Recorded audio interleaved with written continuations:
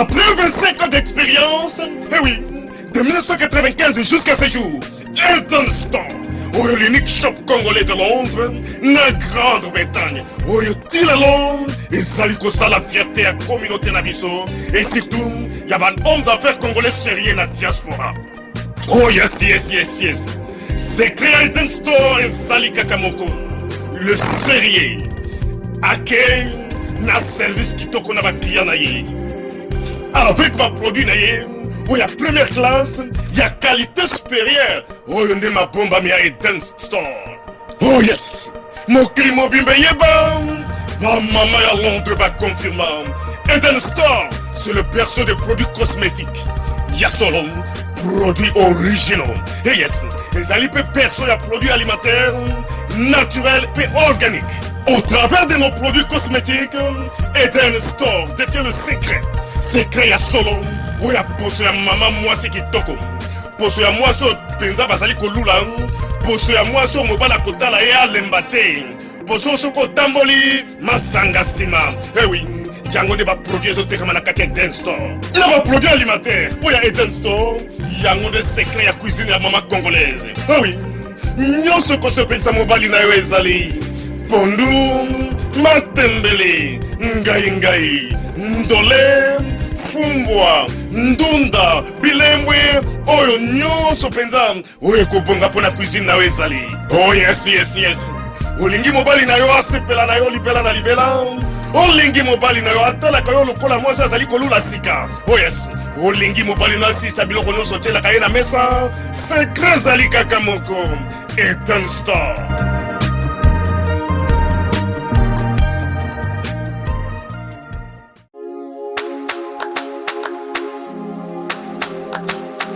Sindika Bosolo, na Bosolo to mesana koloba mwana mboka Ange Kachila, azabongo mongamba na bino pona koba bino mayema koleka na mboka ya Kongo na Bosolo, tozawa na kosala mosala penza na Bosolo, elongo na bino tokosala penza makambo kitoko pambate, biso ndeba ya bino pe ya biso tosito mesana kibonde kona biso motako kata zate, mwana mboka Ange Kachila mesana bongo kopesa bino basango na ndenge ya Bosolo, basango obolingaka, pena ngonga obosibo mesana na mwana mboka Ange Kachila, ba réaction na bino, makambo na bino, mituna na bino, WhatsApp eza wana pona kobenga, na za wana pona bino pe boza wana pona biso. Bobete na mokonzi mboka maboko makali. IDPS viva! IDPS viva! Nakanisi ndenge bozali awa ebele bayebisaki bango ke biso toza bato toza ko bloquer toza ko représenter danger munene pona coalition ngana président na biso ya parti ndeko Jean-Marc Kabund bato basalaki bamakelele ebele na ba réseaux sociaux balobaki ke les extrémistes doivent être mis de côté. Vraiment. IDPS viva. Na ebisa kibino na lekaki na ba chaîne ya télévision ko ebisa bino boye. Nos amis là ne sont pas sérieux avec le chef de l'État. Baza ko travailler matin, midi, soir pour na échouer. Puisque ceux qui va meki ko emprunter vont mususu et comme ma bangona zela mabe. D'où il faut qu'on sache la population aille na mokonzi mboka. Nazo exemple kaka awa. Bakei ba pesi ba instruction na bato baza ko batela misolo. Ba financer ba travaux il y a 100 jours on est sur la terre. Ezala inachevé comme ça bazongo comme argument ya ko salir na ngo mokonzi mboka.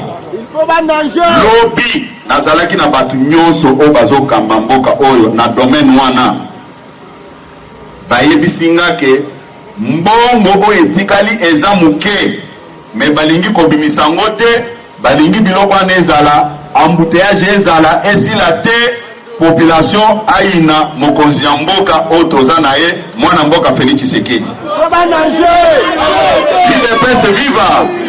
IDPS viva eza ba makamu na ke kotanga te po eza na batu mususu o balekaka na ba chaîne de télévision aza koloba mais quand on prend de grandes décisions basosiaka été. Mais moi je vous rassure que na participaka pe na ba réunion de prise de décision importante ya mboka oyo. Je sais de quoi je parle. Moko akoyebisa bino ke ya azata ministre te azata député te comment il participe. Je suis secrétaire général du parti au pouvoir. Donc amis, nous avons des ministres et des députés et des mandataires qui partagent avec nous toutes les informations nécessaires. IDPS viva! IDPS viva! Nayebisaki bino awake bandeko wana balukaki présence ya mwana mboka Félix Tshisekedi na IDPS pour bazo couverture na bango na mabenyo so basalele ba peuple congolais. Voilà. Tous les jours qui passent batikala ko réfléchir na ndenge moko ya malamu te pour la population. IDPS viva. IDPS viva. Botala bato balobi ke baza sérieux. Naza ko lobela likamwana ke baza sérieux te na lobakango na tiaka mai na munoko te. Et puis nalobaki yango ke na moni nini na koke ndosala lisusu na biloko wana te puisque bato baza en face na biso baza sérieux te baza ko travailler en fonction ya temps na yebisaki bino yango avant tokoma na point na biso ya suka mandat ya mokonzi ya mboka eza na 5 ans une année à 12 mois. Quand vous multipliez par 5, ça nous donne 60 mois. Tokani madame? Oui. Soki botali étape ya liboso. Pona kobimisa kaka gouvernement. Nous avons pris au moins 7 mois. Oui. Sur 12 mois d'une année, le chef de l'État a travaillé que pendant 5 mois avec son gouvernement. Est-ce que wana eza makanisi ya coalition? Natunaki bango yango. Au cours d'une réunion, bakolananga bayebi que c'est que j'ai dit là, puisque moi quand j'ai un problème ya koyebisayo na kokendolo bana sima mukongo na yote. Na yebisaki bango na kati ya réunion na lobby. Déjà mandat na biso toza na 60 mois. Nous avons perdu au moins 7 mois. Il nous reste 53 mois. Tout ça la calcul ndenge wana. Maintenant, vous êtes en train de nous tourner en bourrique pour la makamotali entreprise. C'est-à-dire quoi? Beaucoup Zabiso attend 2 ans mobimba pour nous distraire. Vous avez combien vous êtes sincère avec nous au moment où vous êtes sincère na bisoté. Vous avez travaillé sur base ya biloko wana. Lelo baza conscient boyokaki bango bato batangi université puisque avantage baza nango baza ko réunir un grand nombre ya ba intellectuels en Bogol mais au baza au service du mal. Je peux assumer mes mots. Comment expliquer bato sérieux balobi ke baza ko saisir justice pour l'interprétation de l'article 50 de la Constitution. Bayebi bien que le Cour constitutionnelle est au siège de ceux qui corrompent les ATT, ceux qui basent un nombre à 7T. Bayebi yango bien. Mais baza ko bloquer 3 juges pour pas prêter serment pour le Cour constitutionnelle est à le grand complet. Babanda Moussala pour l'état de droit biso toza koloba et se matérialiser le lobazo bundisa état de droit bino boza d'accord na biloko wana bango balobi ke toyokana IDPS viva balobi ke baza basantu baza na mabe basalela mboka oyo te na peuple oyo te tozwa bango kaka na esika balobeli wana. Mais Cour constitutionnelle est composée de 9 juges de Basawana. Mais dans le contexte actuel, bakoki ko siéger parce que baza 6. Il faut maintenant que 3 autres n'ont pas prêté serment pour pas qu'il ne soit ko siéger comme au grand complet. Mabez aliwapi.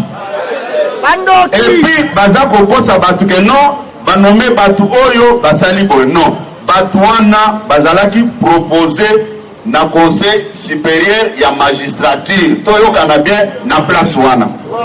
Mais quand il y a eu des interférences politiques, Bolandaki Ndekonabiso Lambert Mende, na conversation na ye, na mutia parti politique na ye, Azakolo Baboye, Bosala Manso, puisque Tolingi to perdre contrôle ya cour constitutionnelle. Depuis quand justice est comme na disposition ya Kamoko Boye. Il ne peut se vivre. Et yango naza koyebisa bino boye. Soki bozali basi na mibali. Lobby.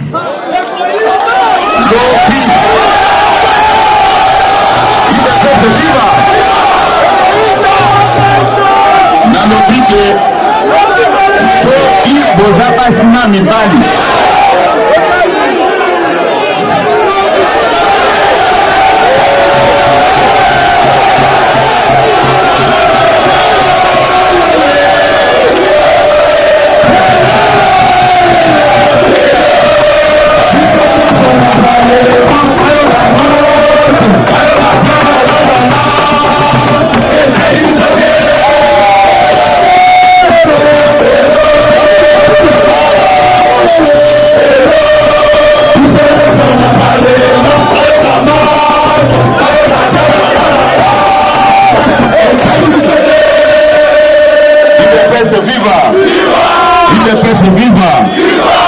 Na lobby eloko wana lobby mercredi na 6h du matin. Na 6h du matin, biso nyonso il faut tozala na palais du peuple. Il faut na lobby boye. Nous sommes au courant de tout ce qu'ils ont tenu comme réunion. Nous sommes prêts. Ils vont se rendre compte que oh bamubutistes bamonaki les 17 mai bakomona ngolobi.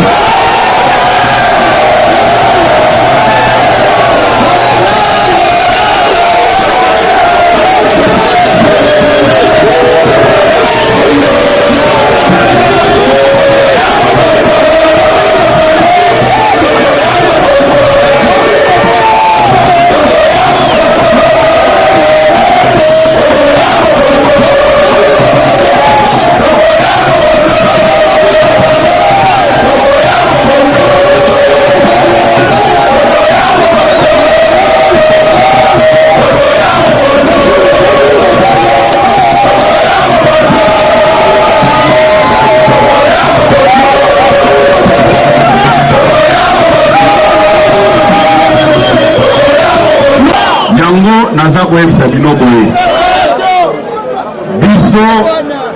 biso nde batu toyebi makambo ya balabala yo oti kotriche te olobake no oza mayele balabala bakolo balabala nde biso lobi ifo mokonzi ya mboka ayebake population azaka nsima na ye okali malamu nalingi bosala oyo bosalaki le 20 ans bokataki cortège présidentiel votiez bato nyonso en difficulté mais lobby vous devez être tous au palais du peuple mutu a intimidé binoté na lobby que lobby nous devons accompagner les 3 juges pour l'état de droit et comme réel na mboka na juge wana il ne peut se vivre. Naebi ke aye bazwaki ba député na bango moyennant $300 pour na hypothéquer avenir ya état de droit na mboka na biso. Mais ndenge bozali wana lobi ba boycotté séance wana na marque na bango. Mais ba juge wana tango ba prêter serment ba kobima libanda et to ko accompagner bango tina cour constitutionnelle. justice Nyamboka na biso UDPS viva justice Nyamboka na biso ekoki kozala na poche ya groupe d'individu te et puis Congo eza propriété privée ya batu te lelo mokili mobimba bamoni ke batu wana baza motema mabe. Ils sont en train de nous amener petit à petit na échec total. C'est-à-dire quoi?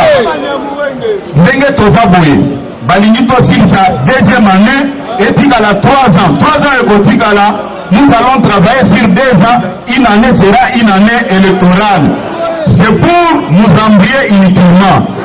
Tolingi bajuge na biso pour accompagner Bangolobi va prêter serment. Nous allons mettre tous les moyens nécessaires pour la réussite de la cérémonie Wahalo.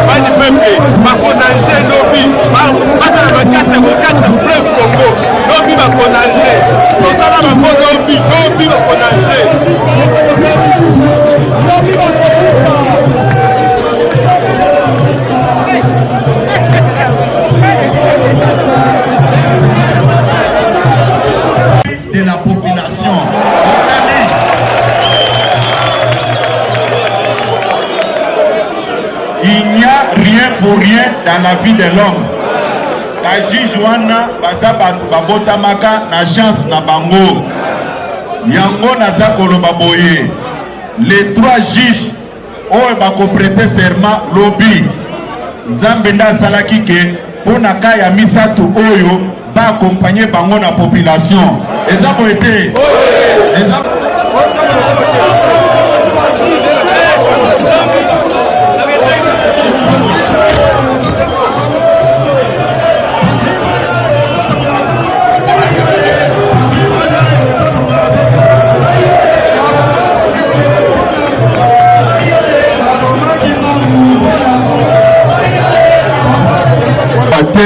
Lobby, vous allez habiller en tenue de ville. Vous allez habiller en tenue de ville. Lobby, palais du peuple va laisser à Pino. Vous allez lobby, pour aller l'autre sous qui a. Oh maman,